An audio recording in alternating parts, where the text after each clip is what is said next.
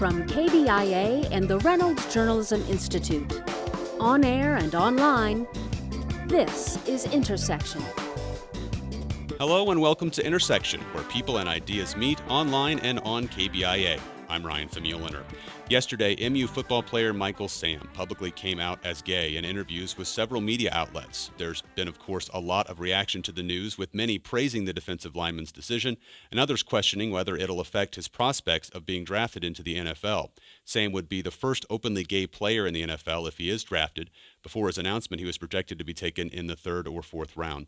Today on Intersection, we're breaking format just slightly to talk about this developing story. Later on in the show, though, we'll talk about the implications of Missouri's shortage of mental health professionals. But for now, joining me to talk about Michael Sam's announcement is Jim Buzinski. He's a co-founder of Outsports. That's a sports website which helped break the story. Jim, welcome to the show. Hi, thank you. Okay, so just to start, just give us a little bit of context. This is a beat you cover very regularly about what this announcement means. It's significantly, probably the most significant gay sports story in American history. Michael Sam would be the first openly gay NFL player if he got drafted by a team. We've never had that. We've never had that in any of the other four sports. Jason Collins came out in the NBA, but he was near the end of his career and had not yet even set foot on the court. So if Sam plays, he would be the first, and so it would be the biggest story in gay sports history. Sure. And as we mentioned there in the intro, Outsports has been very involved with Michael Sam throughout this process of making this announcement. What have the conversations been like behind the scenes with Michael and those around him?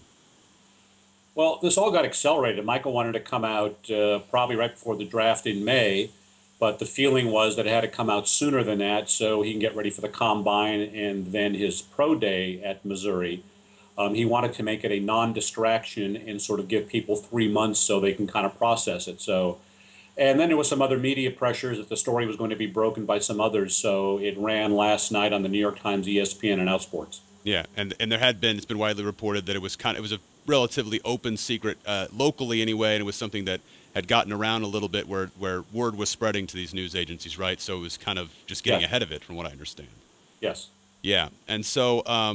And we mentioned as well, many have been speculating. Sports Illustrated, in fact, shortly after the announcement today, released an article talking about how this might affect Michael Sam's prospects and his career.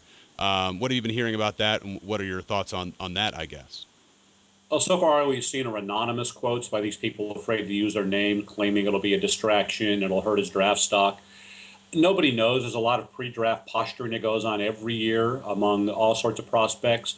This is a different wrinkle. I would think the NFL is so competitive that anybody who wants to win, if they think Michael Sam will help them win, it'll not be a deterrent to them. And if someone doesn't draft him because he's gay, I think that's a team that's kind of clueless and out of touch with what kind of today's modern NFL is. Sure. And has Michael Sam said anything about that particular aspect of that? I mean, I'm sure it's something he's considered. His professional. Yeah, he said he's not worried about it. He said the chips will fall where they will, and he's comfortable making his decision. Right. Is it different in the NFL than maybe any other professional sports? I mean, it's been a wide discussion on this issue for a couple of years now. What is the NFL different than for basketball or baseball, other professional sports? All four sports are the same in the sense that it's still very hard for a person feeling to come out because of all the sort of all images of the macho culture in the locker room and all that stuff. Football is the biggest sport, so in some ways people were surprised. They thought maybe pro hockey would be the first because it's not as kind of popular. But I think the locker room culture is the same in kind of all these. You have a lot of teammates and team bonding. And so the stereotype has been, well, these people can't fit in. Well, Michael was open on the MU team all last season. His whole team knew. So he had a great season. They had a great season. So in terms of the team chemistry, it only enhanced it. Yeah, and again, some of the reporting has said that, leading up to the draft this year, some NFL franchises, it was believed, likely knew about this information as well, since it had been, known by some people. They clearly do. I mean, I think any team that drafted him, even if Michael didn't come out in the media, they would have known because everyone in Missouri knew. It was not even a secret. He was out. Right. Another interesting thing about, again, this discussion's been happening, especially in the NFL, for quite some time now. There was some speculation last year that a number of active NFL players may come out together publicly as a group. That didn't ever happen. Do you think this might lead to something like that happening sometime in the future? Probably unlikely. I think coming out's a very personal process for every individual. I think it may cause some people to rethink it, but I don't think you're going to see a flood because everybody has their own reasons for coming out or not coming out. Yeah. What do you think about Michael doing it at this point where he doesn't have a career yet solidified? Comparing it to, again, those people that may have already had jobs and been stars or whatever. I think it's going to be actually easier because the team that drafts him knows it's getting an openly gay player. There's not going to be a secret. There's not going to be a surprise. They can't say, oh, this is, we didn't know this or it's a distraction. They're going to know what they're getting into. So I think he handled it the proper way because as soon as he steps on the field, he'll be known as openly gay and there won't be this dramatic, mid-career announcement. To that point, do you think there may be certain teams, what type of team may draft him if they are going to draft him? I think hopefully, first off, a team that needs him for his talent. There are several organizations that are very pro-gay friendly owners and coaches who are very strong leaders. It'll take a strong management thing because if there are any player problems, they're going to come on and nip those in the bud.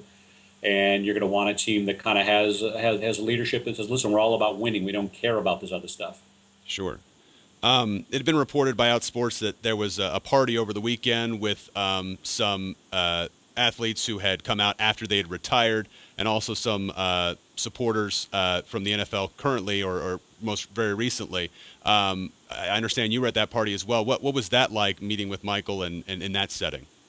It was a very informal dinner at his publicist's house, the guy who was helping him come out, Howard Bragman. Michael was very relaxed, very at ease, very fun just to talk to. He just said, he's less nervous than other people around him who think this is a big deal. This is for him. It's just he knows the importance of it, but it's not a big deal for him personally. He's very comfortable doing this. And you'd have to be pretty strong and comfortable to knowing that you're going to get this kind of media attention. He's not naive, but he just came across as very relaxed, and I can see why he'd be a fun teammate. He's a really kind of a guy you kind of warm to. If you talk to him, he's just somebody you kind of like. He makes you smile, and I think that's what kind of people look for, a teammate that's fun to have around in addition to being a good player. Sure. And who else was at that dinner party? It was Wade Davis, former NFL player who's gay, Dave Kopay, the first openly gay NFL player. I mean, all these guys came out after they retired. Brendan Iambadejo and Chris Cluey, two former NFL players who are straight but very good allies. Billy Bean, the first major league professional player who was gay.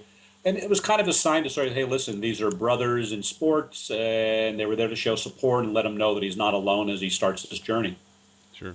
What do you think about the Missouri team? Again, you mentioned they knew at the beginning of this season because Michael had confided in them to tell them this about himself.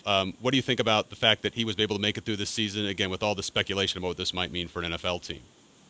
Well, he actually told us Saturday that he had played better because he was out. He wasn't having to hide anymore. The coaching staff was great. The players were great. I mean, Michael led the SEC in sacks. And all they cared about is how he performed in the field. So he had nothing but high praise for his coaches and the way Missouri handled it and his team. So I think kind of, it's a good day for the University of Missouri. I mean, they come across looking great on this. This was more progressive than, a lot of schools you would, maybe on the coast that you would think might be a little more gay friendly. But it was in Mizzou that he was able to be himself. What do you think about the public reaction to this news so far? Again, it's broken in the last, really, I guess, 16, 17 hours. But what do you think about the public reaction so far?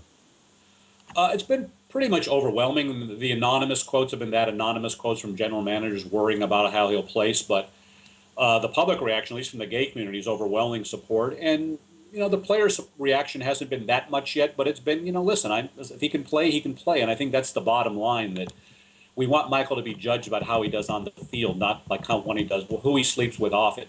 Sure.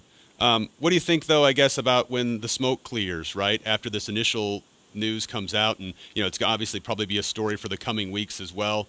What is Michael going to face as that goes on? Well, they're being very careful about not having Michael do a lot of media interviews. They don't want him to be talking about this nonstop because that way he'll distract from football. I think it'll be a story that'll ebb and flow, that the combine in 2 weeks will be big, and then the draft will be big in May.